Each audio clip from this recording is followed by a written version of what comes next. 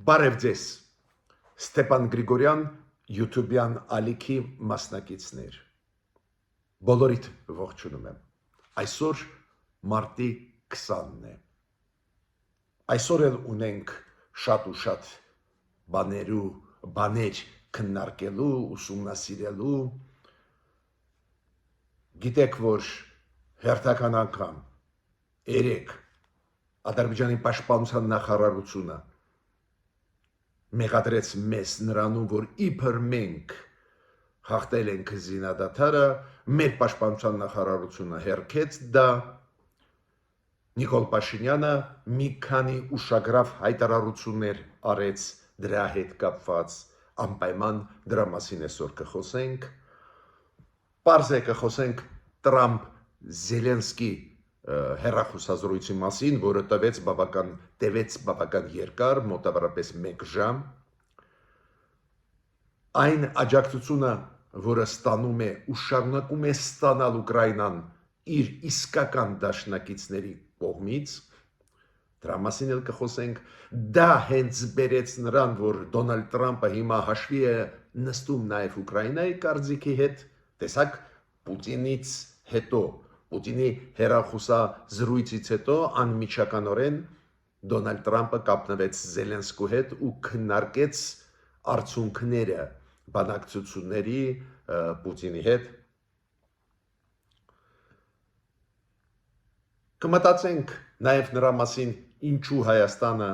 չի ուզում հրապարակել Հայաստանի կառավարությունը խաղաղության պայմանագրի նախագիծը, որը անչափ կարևոր է մեր ապագայի համար, եւ պարզ է այսօր մենք կխոսենք նաև Գյումրիի քաղաքի խորհրդի կամ ավագանու ընտրությունների մասին։ Անչափ կարևոր ընտրություններ են, մի անգամ ես անդրադարձել եմ այդ թեմային, դուք կարող եք ասել, բայց համապետական դա ազգային ժողովի ընտրություններն են, որոնք պլանավորում է անցկացնել մյուս տարի մայիս ամսին, մոտավորապես։ Բայց Գյումրու ընտրությունները անչափ կարևոր դեր են խաղալու։ Իրանք ցույց կտան այն տենդենսները, այն տրամադրությունները, որոնք ձևավորված են մեր հասարակությունում, գյումրեցիների շրջանակներում։ Ուրեմն այս ընտրությունները ոչ միայն ընտրություններն են կապված Գյումրու հետ, Գյումրու խորհրդի հետ, Գյումրու ապագա քաղաքապետի հետ ով լինելու։ Նաև դա չափորոշիչ կլինի տրամադրությունների, ոնց է մեր հասարակությունը արձագանքում այն քաղաքականության, որը վարում է այսօրվա կառավարությունը, այսօրվա քաղաքական ուժը Հայաստանի իշխող ուժը ՔՊ-ն, քաղաքապայմանագիրը։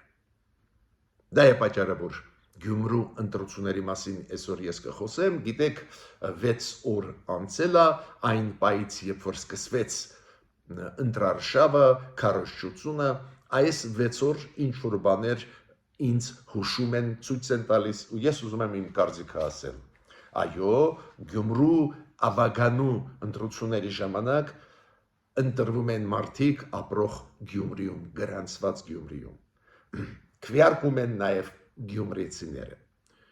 Բայց մենք փորձագետներս, հասարակական գործիչներս նաև իրավունք ունենք մեր կարծիքը ասել, մեր առաջարկությունները ներկայացնել Գյումրիու բնակիչներին, մեր սիրելի գյումրեցիներին, քանի որ նայում ենք այդ process-ին այլ տեսանկյունից, ավելի լայն տեսանկյունից։ Ուրեմն ցանկացած Հայաստանի Հանրապետության քաղաքացի, հայտնի փորձագետ կամ հասարակական գործիչ, մենք կարող ենք մեր լուման ունենանք այս լուրջ process-ի մեջ։ Ուրեմն սկսում ենք մեր այսօրվա աշխատանքը։ Ես պետք է ասեմ, որ հիշում եք 2020 թվականից մեր ավիաընկերությունները Հայաստանի զրկվեցին իրավունքից չվերթներ կատարել դեպի Եվրոպա, դեպի Եվրոմիության տարածք։ Պատճառը նա էր, որ մեր ավիացիան ուներ խնդիրներ կապված անվտանգության հետ, ուներ թերություններ, ու դու գիտեք այդ միջազգային ավիացիայի քաղաքացիական ավիացիայի կազմակերպությունը մենք գիտենք կարճ անունը ICAO-ն, այս ICAO-ն ուներ լուրջ դիտողություններ մեր ավիացիայի նկատմամբ։ Հենց դա է պատճառը, որ Եվրամիությունը արգելեց մեր ավիացիայի ընկերություններին մտնել Եվրամիության տարածք։ Բարձա մեր կառավարությունը լավ էլ հասկանում է, որ դա լուրջ թերություն է, ինչ որ աշխատանք կատարվեց, այնտեղ ICAO-ն ուներ 41 դիտողություններ մեր ավիացիայի հետ կապված, անվտանգային նաև այդ հարցերի հետ կապված, կարծես թե մեծ աշխատանք կատարվել է մեր ավիացիայի մեր կառավարության կողմից ու մերոնք հիմա դիմեցին Եվրամիությանը, որ այդ արգելքը հանվի։ Աստված դա ստացվի, բայց հիշում եք մենք խոսացել ենք դրա մասին, որ այդ աշխատանքը կատարվում է։ Դա լավ լուրերից է, որ մենք այս ոլորտում սկսեցինք ավելի ակտիվ աշխատել միջազգային հանրության հետ, ICAO-ի հետ եւ Եվրամիության հետ։ Եվրամիության համապատասխան ինստիտուտների հետ։ Եվրամիությունը ունի համապատասխան ավիացիայի հետ կապված ինստիտուտներ, բարձր հզոր ազդեցիկ, մենք իրենց հետ էֆեկտիվ սկսեցինք աշխատել, բարեբախտաբար։ Մյուս հարցը, որի մասին այսօր ես ուզում եմ ձեզ հետ խոսել, կապված է Թրամփ-Զելենսկու հեռախոսազրույցի հետ։ Այդ հեռախոսազրույցից հետո դեր ինֆորմացիա չի տրվում, բացի նրանից, որ Տրամփը ասեց, որ շատ լավ հեռախոսազրույց ունեցավ Զելենսկու հետ, Տրամփը ասեց, եւ մենք ինքը ասում է շարժվում ենք դեպի այդ ուղղությամբ, որ պատերազմը կանգնացնենք Ռուսաստանի եւ Ուկրաինայի հետ։ Ինքը նորից նշեց Տրամփը, որ 1 ժամ տևեց այդ բանակցային process-ը Զելենսկու հետ ու բավական լավ անցավ։ Միայն կարելի է ուրախանալ, ինչու ես ուրախանում եմ, ոչ միայն դրա պատճառով, որ պարզ է պատերազմը վատ բան է, եթե կանգնի պատերազմը լավ կլինի, մինչդեռ Պուտինի դեպքում ես չեմ հավատում, որ ինքը ուզում է, որ կանգնի պատերազմը, բայց լավ է, որ Դոնալդ Տրամփը Պուտինի հեռախոսազրույցից հետո, որը տվեց 2.5 ժամ, ունեցավ հեռախոսազրույց նախագահ Զելենսկու հետ։ Տրամփը հասկանում է շրջանցել Զելենսկուն անհնար է։ Մյուսը, ինչի մասին ուզում եմ ասել, Դոնալդ Տրամփը, գիտեք, հրաման տվեց հուսիների դեմ ռազմական գործողություն ծավալել, ու Տրամփը երեք հայտարարություն արեց, որ մեծ վնասներ տվեցին հուսիներին, ռմբակոծեցին, Տրամփը ասեց, որ հիմա Իրանը ավելի քիչ է աջակցում հուսիներին, ավելի քիչ հրթիռներ է ուղարկում, բայց ուղարկում է, մենք զգուշացնում ենք Իրանը, որ դա չանի, բայց ինքը ասեց հուսիները ամբողջական կոչնչացնեն, եթե շարունակեն Կարմիր ծովում խանգարել Իսրայելի եւ Միացյալ Նահանգների նավերի նավագնացությունը։ Շատ դրական է, նորից կրկնում եմ, որ Տրամփը հաշվի է առնում Ուկրաինայի դիրքորոշումը, Ուկրաինան էլ հիմա բավական ճկուն քաղաքականություն է վարում, Ուկրաինայի պաշտոնյաները միջև Տրամփ-Զելենսկի հեռախոսազրույցը ասեցին, որ Զելենսկի միանշանակ ողջունում է Տրամփի այդ նախաձեռնությունները, ճկուն սկսեցին գործել, որ Տրամփը լարված չլինի Ուկրաինայի դեմ, բայց բացի դրանից մեծ դեր է խաղում այս հարցերում Ուկրաինային աջակցող պետությունները։ Իրանք մեսիջներ են ուղարկում Տրամփին, չես կարող անտեսել Ուկրաինայի կարծիքը։ Ուրեմն պաշտպանության նախարարը Գերմանիայի հայտարարություն արեց, որ Տրամփը պետք է ուշադրություն դարձնի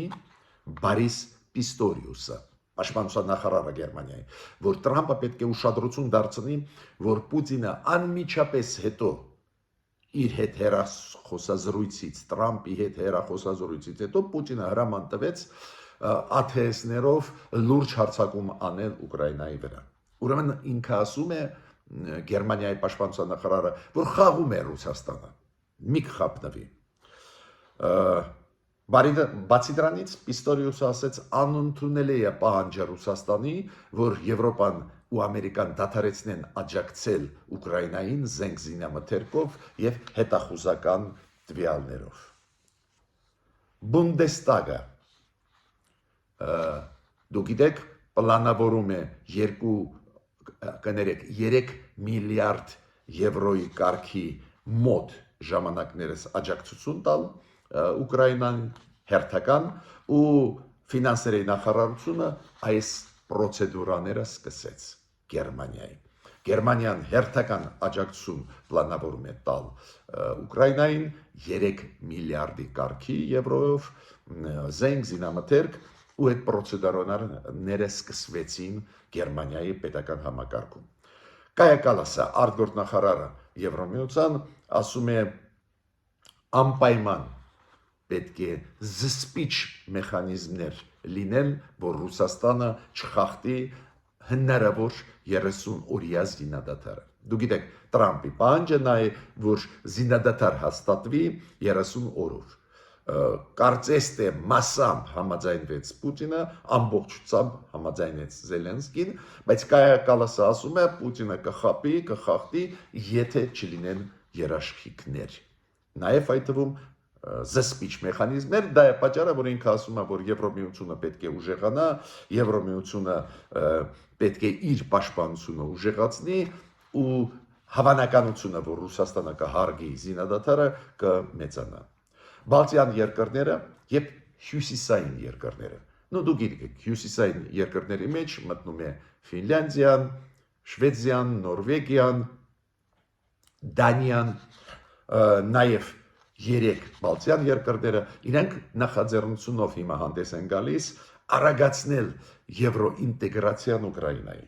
Ուկրաինան այտենց էլ ունի տեխնոակցուական կարգավիճակ Եվրոմիությունում, բայց իրանք ասում են պետք է արագացնենք ինտեգրացիան Եվրոպայի մեջ Ուկրաինայի։ Այդ բոլոր հարցերը միանշանակ ուժեղացնում են դիրքերը Ուկրաինայի բանակցային process-ի մեջ։ Ես պետք է ասեմ, որ Տրամպի քաղաքականությունը բարդ քաղաքականություն է, մենք ձեզ հետ շատ ենք խոսացել, ու քանի որ Տրամպը աչ ու ձախ անում է քայլեր առանձին դեպքերում անսպասելի, նաև այդ թվում մաքսատուրքերի բարձրացումը նույնիսկ դաշնակիցների նկատմամբ բերում է նրան, որ այլ ալյանսներ են ստեղծվում։ Օրինակ, մենք ձեզ հետ խոսացել ենք, որ Եվրոմիությունը Չինաստանի հետ հիմա ակտիվ համագործակցություն է, քանի որ Տրամպը մաքսատուրքերը բարձրացրեց եւ Եվրոմիության ապրանքների նկատմամբ եւ Չինաստանի։ Ավտոմատ ինքը բերում է նրան, որ այդ խաղացողները իրար հետ փորձում են գտնել լեզու։ Ուրեմն արտգործնախարարները Հարավային Կովկասի, Ճապոնիայի եւ Չինաստանի պետք է հանդիպեն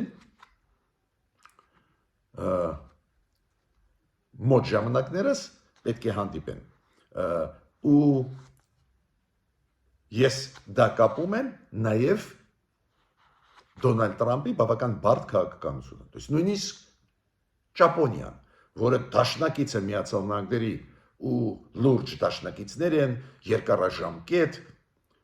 բայց նույնիսկ Ճապոնիան հիմա ստիպված է նաև ակտիվ Հարավային Կորեայի եւ Չինաստանի հետ աշխատել, որ հնարավոր փոփոխությունը Միացյալ Նահանգների քաղաքականության ինչ որ կոմպենսացնի։ Միջև անցնելը հայկական հարցերի կապված Նիկոլ Փաշինյանի հայտարարությունների հետ, հարցերին կապված Գյումրու ընտրությունների հետ, ես պետք է ձեզ ասեմ, որ շատ շնորհակալ եմ, որ դուք բաժանորդագրվում եք, կիսվում եք, լայքում եք, անչափ կարևոր դա այդ աշխատանքն է, անչափ անհրաժեշտ մեզ համար։ Նաև շնորհակալ եմ մարդկանց, ովքեր մեզ աջակցում են։ Քրիստինա Կալիֆոռնիայից, Եվգենիա Չակարյանին, Արմեն Վարդապետյանին, Ալվարդ Արությունյանին, Արաքս Դերհովանեսյանին, Վարոժան Դերոնյանին, Արտաշես Ստեփանյանին, Վիկտորիա Մարտիրոսյանին, Ջեք Բալյանին եւ մյուս մարդկանց, ովքեր նաև մեզ աջակցում են։ Հիմա շարունակում ենք մեր աշխատանքը։ Նիկոլ Փաշինյանը նորից հայտարարեց, որ Հայաստանը պատրաստ է ստորագրել խաղաղության պայմանագիրը։ Ես հասկանում եմ, ինչու Նիկոլ Փաշինյանը այդ մեսիջները ուղարկում է։ Ինքը ուզում է Ադրբեջանին ասել, որ մենք պատրաստ ենք, ինչի եք ձգձգում, ինչի եք նախապայմաններ դնում։ Դա այդ մեսիջը առաջի հերթին ուղղված է աշխարհին, որ մենք կառուցողական ենք։ Ադրբեջանը կառուցողական չի։ Ադրբեջանն էլ մեզ մեղադրում է անընդհատ, որ իբր մենք զինադադարը խախտում ենք,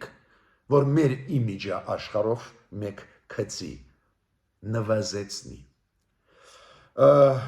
Պետք է ասեմ, որ Նիկոլ Փաշինյանը նորից անդրադարձավ այդպես կոչված իրական Հայաստանի թեզին, երկրորդ քննարկում անցկացնեց ինչ որ մարդկանց հետ։ Դուք գիտեք այդ իր թեզերը, որ մենք պետք է իրական Հայաստանով ապրել, ճիշտ ասած ես չեմ տեսնում մարդկանց, ովքեր դեմ են դրա, ինչի առաջ է տանում Նիկոլ Փաշինյանը այդ թեզերը, զարմացած եմ, ինքը ասում է պետք է հիշեցնենք, որ մեր տարածքը 29743 քառակուսի մետր է, անկեղծ ես ասեմ, ես հիշում եմ, երբ որ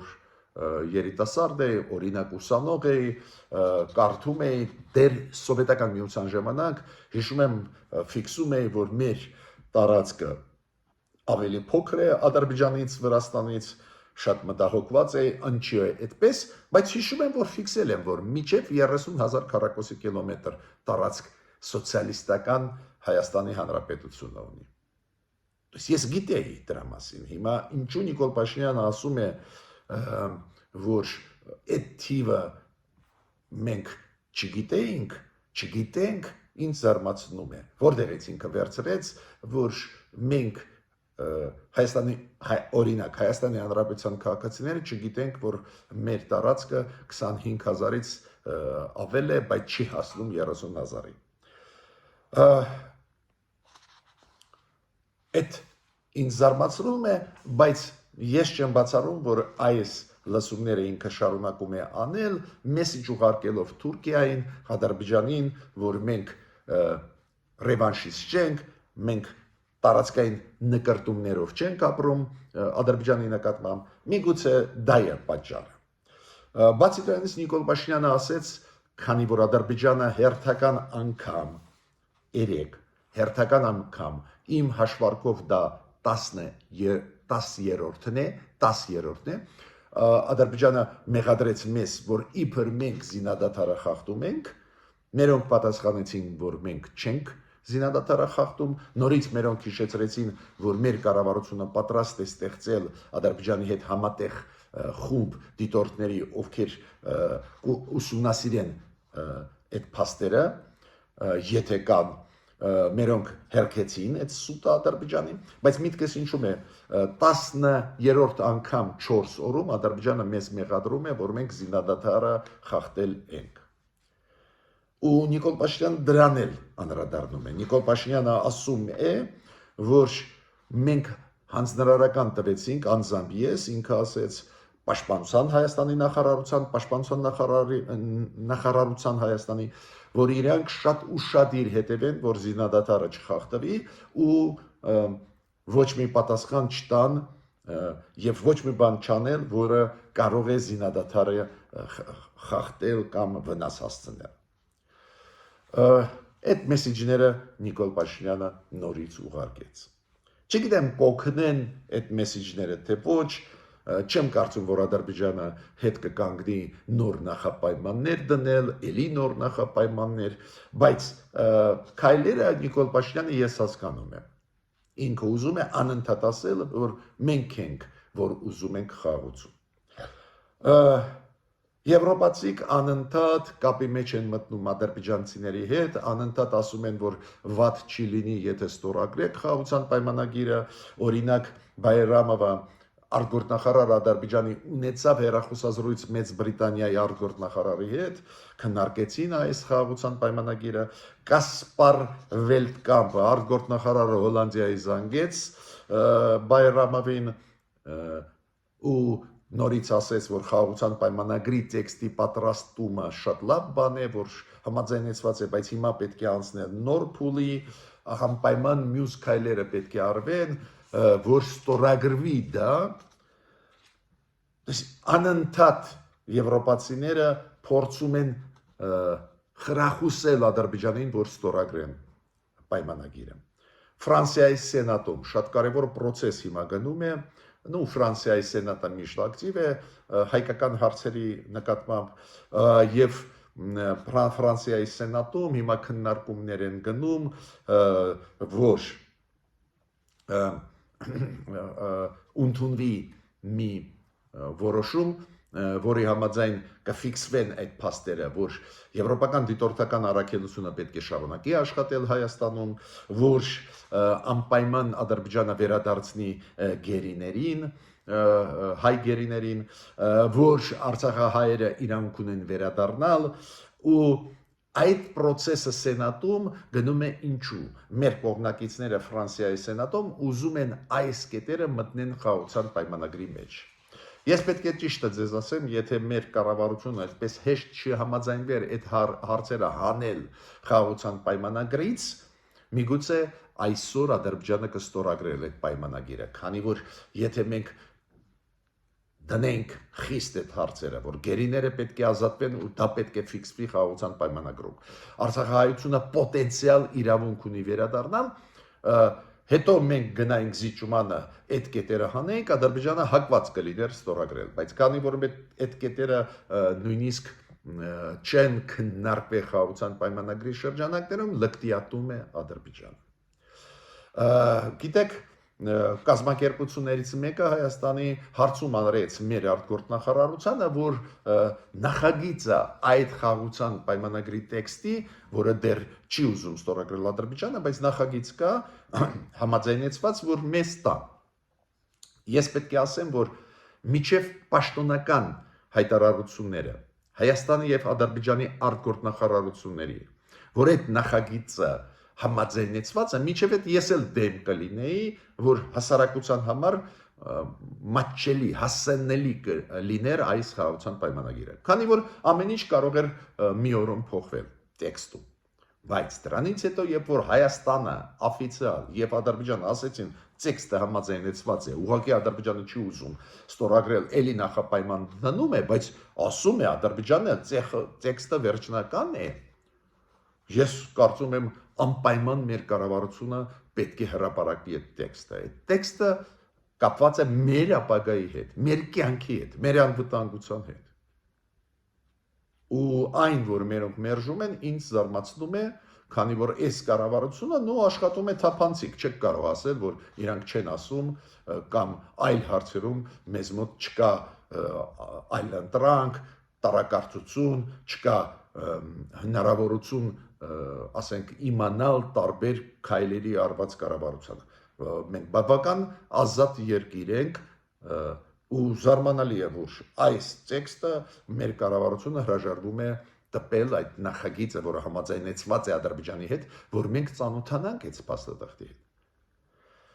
Այո, հաճախ լինում է, որ միջև ստորագրումը կողմերը համաձայնեցված գործում են, չեն ուզում հրապարակել ու միգուցե Ադրբեջանի կառավարության հետ կա պայմանավորվածություն չհրապարակել, բայց ես հարց եմ տալիս, մենք եւ Ադրբեջանի արտգործնախարարությունը ասեցինք, չէ, հայտարարեցինք, որ տեքստը վերջնական է։ Ինչի վերջնական տեքստը չենք ուզում հրապարակել։ Ես ատվելին ձեզ ասեմ, դա կարող է բերել լուրջ լարվածության Հայաստանում։ Մեր հասարակությունը, մենք փորձագետներս մենք պետք է տեսնենք այդ տեքստը, որ եթե շատ մեծ վտանգներ կան, աղազանգենք։ Մենք այտենց էլ այդ տեքստի հետ կապված աղազանգում ենք, հիշում եք այդ երկու կետերով, որոնց հետ կապված մենք բոլորս ունենք դիտողություններ ու լուրջ դիտողություններ, բայց վերջնական տարբերակվեց ձևակերպան շատ կարևոր է։ Հիշում եք այդ երկու կետերը, որ Հայաստանը ստանձնում է պարտավորություն մեր սահմաններ չբերել երրորդ պետությունների ուժեր, այդ լրջագույն սահմանափակում է մենք մեր վրա ստանձնում ու ոնց է դա ձևակերպած շատ կարևոր է։ Ադրբեջանը վերցնում է համապատասխան պարտավորություն։ Ադրբեջանը դուրս կբերի օրինակ Թուրքիայի զորքերը, որոնք այսօր կանգնած են Նախիջևանում։ Նախիջևանը շատ փոքր է, որտեղ որ կանգնես, դա ավտոմատ նշանակում է հայ սահմանների մոտ, հայ-ադրբեջանական սահմանների մոտ։ Թուրքիան դուրս կբերի այդ զորքերը։ Կամ հայտերը հետ կանչել միջազգային դատարաններից։ Ոնց է ձևակերպված, դա էլ շատ կարևոր է։ Այո, ես դեմ եմ ընդհանրապես, որ այդ կետը կա, բայց թողնենք մի կողմ իմ կարծիքը։ Ոնց է ձևակերպված, շատ կարևոր է։ Ու դա է պատճառը, որ ես համարում եմ, որ մենք անպայման պետք է հրապարակենք այս տեքստը, որ հետո անսպասելի արձագանք ցավոտ չլինի հասարակության մեջ ու չսկսվի ապակայունանալ Հայաստանը։ Ես պետք է ասեմ, որ հիմա ուզում եմ անցնել շատ կարևոր հարցի։ Այդ հարցը կապված է Գյումրու ընտրությունների հետ։ Ես առիթ ունեցել եմ Գյումրու ընտրությունների մասին մի անգամ ձեզ հետ խոսել, դեռ չսկսվե ընտրարշավը, քարոզչությունը, որ Գյումրու ընտրությունները այսօրվա անչափ կարևոր են։ Ոչ միայն Գյումրու համար, ով կընտրվի քաղաքապետ Գյումրիում, ոչ միայն դրա պատճառով, որ Գյումրի իրոք փայլուն քաղաք է, իրոք կարևոր քաղաք է, երկրորդ քաղաքն է, իրոք մշակույթի ոլորտում, սպորտի ոլորտում Գյումրին առաջատարն է Հայաստանում, իրոք Գյումրիի ժողովուրդը շատ համով ժողովուրդ է, շատ կոլորիտ ժողովուրդ է, ավանդույթ պահող ժողովուրդ է, այդ գործոնները շատ կարևոր են, բացի դրանից մեկ տարուց հետո կսկսվի նախընտրական արշավ ազգային ժողովի ընտրությունների հետ կապված։ Ուրեմն արդյունքները ընտրությունների Գյումրիում ցույց կտան ինչ տրամաբանություն կամ ինչ կարծիքներ, ինչ մոտեցումներ կան հասարակության մեջ Հայաստանի, ինչքան իրանք ընդունում են գործող իշխանությունների քաղաքականությունը, ինչքան իրանք ցավոտ կամ դրական նայում են այն process-ին հայ-ադրբեջանական կամ հայ-թուրքական, որը գնում են։ Ուրեմն շատ կարևոր ընտրություններն են։ Ես պետք է ասեմ, որ սկիզբը նա էր, որ կարծես թե իշխող ուժը ԿՊ-ն, որը ունի իր տեխնացուին, գնում էր այդ ճանապարհով, որ սև սպիտակի ճանապարհով, որ այկան այսօրվա իշխանությունները ու նախկիններ։ Ու այդ պարադիգմայում ուզում էին անցկացնել ընտրությունները իշխանությունները։ Չգիտեմ կստացվի թե ոչ, դժվար է ասել, բայց ես ուզում եմ ստեղ մի քանի մտքերով կիսվել։ Նայեք, եթե նույնիսկ մենք ասում ենք այսօրվա իշխանությունները եւ նախկինները, եթե նույնիսկ այս պարադիգմայում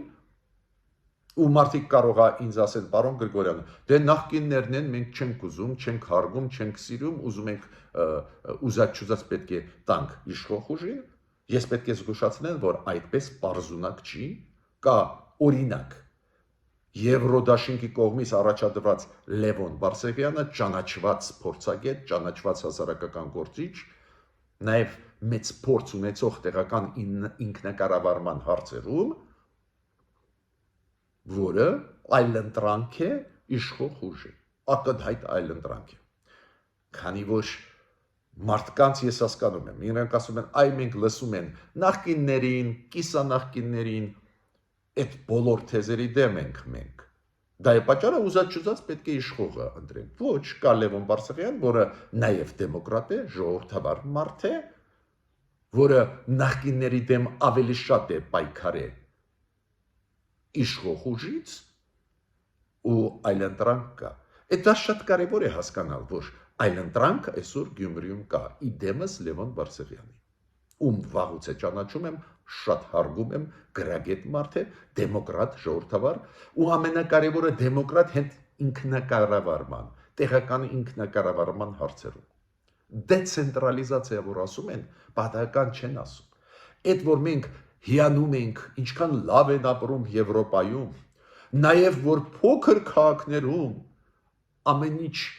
իդեալական է, ասֆալտապատված է ամեն ինչ։ Սիրուն քաղաքներ, սիրուն փոքր տներ, սիրուն խանութներ, նույնիսկ ամենափոքր քաղաքում Եվրոպայում դա գալիս է նրանից, որ ժողովրդավարությունը այնտեղ հասավ տեղական ինքնակառավարում։ Ով է դա անցկացնում Հայաստանում։ Մի մարդ, Լևոն Բարսեղյան։ Դա է պատճառը, որ այլընտրանք կա ու կոչ եմ անում ուշադրություն դրան դարձնել։ Գյումրեցիք դուք եք ընտրում։ Դուք եք ընտրում, բայց ես ասում եմ իմ կարծիքը այն մարդկանց, ովքեր ճանաչում են ինձ, հավատում են ինձ։ Ես ավելին ձեզ ասեմ, ինչքան ես հիշում եմ, երբ որ դեպի եվրոինտեգրացիայի գնալը, հիշում եք, երբ որ անցած տարի սեպտեմբերին, օկտեմբերին հավաքումը ստորագրահավաք էր գնում Գյումրիում, ստորագրություն դրեցին բավական մեծ թվով մարդիկ, եթե չեմ սխալվում, խոսքը գնում էր մոտավորապես 5000 գյումրեցու մասին։ Այդ ընդհանուր 60,000-ը, որը նախաձեռնող խումբը հավաքեց, ամբողջ Հայաստանով մեկ, 5000-ը նվազագույն այդ թիվը ես հիշում եմ, դա Գյումրու քաղաքացիներն էին, Գյումրու մարդիկ էին։ Ու ակնհայտ է, որ այս մարդիկ, ովքեր եվրոինտեգրացիայի կողմնակից են, ովքեր ժողովրդավարության կողմնակից են, որ այս ուղղությամբ զարգանա Հայաստանը, ակնհայտ է իրանք ընտրություն ունեն կատարելու։ Իդեմս Լևոն Բարսեղյանի։ Բայց ես ուզում եմ ասել, որ մեծ հաշվով ոչ թե այս ընտրությունները, այս նախընտրական արշավը պետք է գնա այսօրվա իշխանություն նախկինները, քանի որ այսօրվա իշխանության կազմում նույն ազգային ժողովի ֆրակցիայում կան ոչ միայն ՔՊ-ի կուսակցականներ, այլ Բարգավաճ Հայաստանից կային մարդիկ, Հանրապետական նախկին կուսակցությունից կան մարդիկ, Լուսավոր Հայաստանից այնտեղ տարբեր մարդիկ են։ Ուրեն դժվար է ասել նախկին այսօրվա, բայց ես համարում եմ, որ պարադիգման, այ գլխավոր կոնցեպտը, որը պետք է լինի, նա է, ով ժողովրդավար է, ով ոչ, ով ուզում է ժողովրդավարությունը մտցնել տեղական ինքնակառավարման մեջ, որ տեղի խորհուրդը ավելի շատ իրավունքներ ունենա, այդ դա է ճիշտը։ Այդ դուք պետք է նայեք։ Ասենք մարդիկ հայրենասեր ելույթներ են ունենում եւ այլ, այդ չպետք է լինի ձեզ համար չափարոշից գյումրեցիներ։ Ձեզ համար չափարոշից պետք է լինի այս տեխնացուն քաղաքապետ դառնալու, հիշում եք, 9 ցուցակներ են, 9 կուսակցություններ կամ դաշինքներ առաջադրեցին 9 ցուցակ։ 9 ցուցակի գլխավորող մարդիկ, այդ 9 հոգի, եթե իրանց ցուցակը առաջի տեղը գրավի, շատ հավանական է, որ կդառնան քաղաքապետ։ 9-ից մեկը։ Ու դուք պետք է ոչ թե նայեք, ինչ հայրենասիրական ելույթներ են ունենում իրանք, այլ նայեք, իրանք կողմնակից են, որ խորհուրդը Գյումրու, ավագանու խորհուրդը ունենա ավելի շատ իրավունքներ, թե ոչ։ Եթե իրանք ապագոր բարեր են ասում, բայց այդ մեխանիզմները չեն ուզում աշխատացնել ի օգուտ լիազորությունների ավելի մեծ, ուրեմն այդ միայն ապագոր խոսքեր են։ Հիմա Լևոն Բարսեղյանի կոնցեպտը հենց նա է, որ եւ սահմանադրությունում պետք է փոփոխություններ կատարվեն, եւ օրենքներում, որ տեղական ինքնակառավարումը Հայաստանում ուժեղանա, որ օրինակ Գյումրին ստանա ավելի մեծ բյուջեից լումա, Գյումրի կարողանա ինքը կառավարել ու ինքը իր բյուջեն ձևավորել ավելի մեծ, Պարզ է, կա կենտրոնական իշխանություն, համագործակցություն Գյումրի կենտրոնական իշխանության հետ, բայց եթե դու չես պայքարում, որ Գյումրին ավելի շատ հնարավորություն ունենա, ուրեմն դու չես ուզում, որ Գյումրին զարգանա։ Ու ով է այդ թեզերը առաջ տանում, դրական թեզերը։ Լևոն Բարսեղյանը։ Դա է պատճառը, որ ես խնդրում եմ ձեզ ուշադիր նայել այս տեխնացուին։ Ու մյուս ուղակի երկու իմ դիտարկումներ։ Ես նայեցի նաև այլ տեխնացուների ելույթները։ Օրինակ, մի տեխնացուն երկար բարակ ասում էր, որ ռուսական բազան օգնում է մեզ, պաշտպանում է մեզ։ Գիտեք, ինձ մոտ տպավորություն է, որ Լեռնային Ղարաբաղի կորուստը դաս չեղավ հայ ժողովրդի համար, առանձին մարդկանց համար։ Ուրեմն Լեռնային Ղարաբաղի հայերին հանեցին Արցախից ռուս խաղաղապահները Ադրբեջանի բանակի հետ միասին։ Այդ անվիճելի ճշմարտություն է։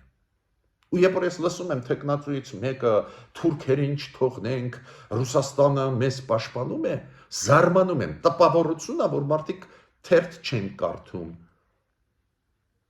կամ ձև են թափում, որ չեն կարդում։ Կամ չգիտեն, որ ոչ թե Թուրքիան ուզում է մտնել, մենք էլ դիմադրում ենք։ Թուրքիան չի ուզում բացել սահման մեզ հետ։ Ու ասում են չթողնենք թուրքերին, որ մտնեն։ Ոչ թե մենք չենք թողնում։ Իրանք չգիտեն, որ թուրքերը չեն բացում սահմանը։ Փոխանակ մենք պայքարենք, որ բացվի այդ սահմանը։ Գյումրեցիք տաղանդավոր ժողովուրդ են։ Ձեռներեց ժողովուրդ են։ Շատ արագ կմտնեն, կգրավեն Ղարսի շուկան։ Բարի բուն իմաստով կգրավեն։ Գլխավոր դերը կխաղան Ղարսի շուկայում, Իգդիրի շուկայում եւ այլ։ Իրանք հակառակն են ասում։ Ապշեցուցիչ է։ Խաղում են հասարակ հուզմունքների վրա գյումրեցիների։ Ու ինձ դուր եկավ Լևոն Բարսեղյանի շատ գրագետ մոտեցումը։ Ինք ասում է մենք լիազորություն չունենք, բազան թողնենք, թե չէ ռուսական, այդ մեր լիազորություններ չեն։ Բայց քանի որ այդ բազան օգտագործում է մեր տարածքները ու Գյումրին կարող էր այդ տարածքներից վարձակալության բանով տալով ունենալ ինչ-որ ավելի լուրջ բյուջե, ընդունված ձև է, եւ որ կենտրոնական իշխանությունը կոմպենսացնում է քաղաքին այդ կորուստները։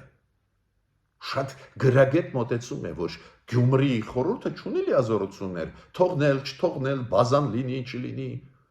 բայց Գյումրիի խորհուրդը կարող է բարձրացնել հարց կենտրոնական իշխանությունների առջև, որ կենտրոնական բյուջեից փոխհատուցեն այդ կորուստը Գյումրու բյուջեի հետ կապված։ Այս ձևի գրագետ մոտեցումներ մեզ պետք են մեր ժողովրդին, Գյումրիում, Վանաձորում, Գորիսում, Կապանում, այլ ոչ թե հուզմունքային ելույթներ, չգիտեմ, սա թշնամի է, սա չգիտեմ, բարեկամը, միշտ այդ բարեկամն էր, որ թողեց, որ ադրբեջանցիք մտնեն, հասնեն ջերմուկ ու բաց ասում է Ռուսաստանը։ Դա Ստեփան Գրիգորյանի գնահատականը չի, չվերագրեք ինձ այդ բաները։ Պուտինը ասեց օֆիցիալ, Լեռնային Ղարաբաղը անբաժանելի մասն է Ադրբեջանի։ Ու այսօր քարոզել Պուտինին ապշեցուցիչ էր։ Կամ տեխնացու, որ ասում է, հա, ես կապված եմ նախկին իշխանության հետ, բայց ես նախկին չեմ։ Ոնց, եթե դու կապված ես նախկինների հետ, հիմա ես չեմ քննադատում, ոչ մի բան չեմ ասում։ Ուրեմն դու նախկիններից ես։ Դες փորձ է արվում ապակոնվորոշել հասարակությունը։ Եվ դա փորձում է անել իշխանությունը, քանի որ եթե ընտրությունները գնան, գիտեք, ինչ ճանապարհով, այսօրվա իշխանություն նախկիններ մի բան կլինի, եթե գնա ընտրական արշավը այլ կոնտեքստով, ծրագիրը բերեք, բացատրեք ինչ եք անելու, երկրորդը նայենք ձեր կենսագրությունը։ Լևոն Բարսեղյանի կենսագրությունը նա է, որ ինքը անընդհատ նախկիններին քննադատում էր ու լավ էլ այլընտրանք է այսօրվա իշխանություններին Գյումրիում։ Ուրեմն խնդրանքս է, Գյումրեցիք դուք եք քվեարկում։ Ձեզանից է կախված ապագան, այո, ոչ միայն Գյումրու, այսօր Հայաստանի։ Դուք պետք է մեսիջ ուղարկեք։ Այն քաղաքականությունը, որը վարում է Նիկոլ Փաշինյանը, ձեզ դուր է գալիս։ Դուք ուզում եք այլընտրանք ունենալ, դեմոկրատական այլընտրանք, թե ուզում եք, որ գան մարդիկ, ովքեր սիրուն բարեր են ասում, հակաթուրքական, պրոռուսական, չգիտեմ ինչ, ու հետո նորից նույնը անեն, ինչ արել են նախկինում։ Ձեզանից է ամեն ինչ կախված։ Ես ավարտեցի իմ ելույթը, մինչ նոր հանդիպումներ։